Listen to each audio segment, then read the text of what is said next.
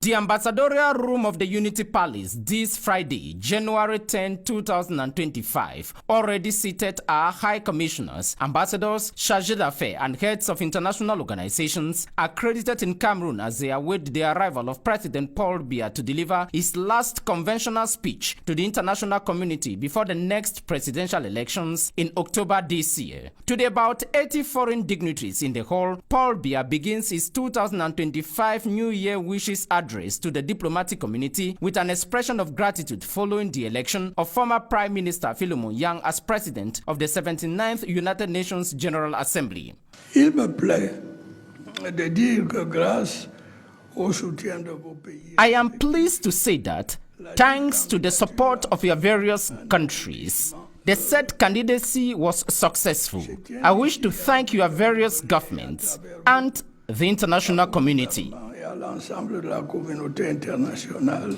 And with last year, 2024, established as the hottest in recorded memory, President Paul Biya believes the survival of our world is in the balance with climate change if we fail to respect engagements taken to roll back the scotch. Pour ma part, j'incline à penser que la persistance I believe that nationalism, surging unilateralism at the expense of multilateralism, and the non-respect of international rules explain this situation. sont autant de facteurs qui peuvent expliquer cette situation. At a time when conflicts killed about 200,000 people in 2024, President Paul Biya reiterated the need for peace through dialogue and solidarity to tackle differences amongst people. Les catastrophes naturelles survenues ces derniers mois Recent natural disasters attest the gravity of climate change. nous sommes We are in a pressing dilemma. We either act together now or perish together in the long run. maintenant ou périr tous à coup sûr. A living testimony of the Second World War wherein the atomic bomb was used with known cataclysmic consequences. The head of state raised legitimate fears of the recurrent nuclear language threats in the world today. Le terrorisme, malgré nos efforts collectifs, Terrorism, despite our collective efforts, continued.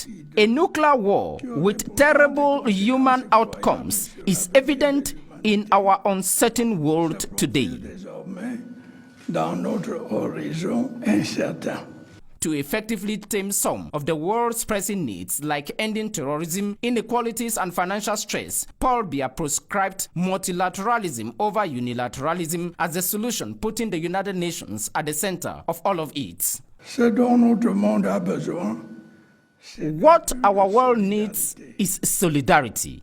If we have to survive, we have no choice than to collectively establish our priorities and means federated. et de fédérer nos énergies. The discourse was watched closely, amongst others, by the operational arm of Cameroon's foreign policy team, with External Relations Minister Mbela Mbela in the hall from start to finish, as Paul Biya retired to his private apartments at the Unity Palace after the speech.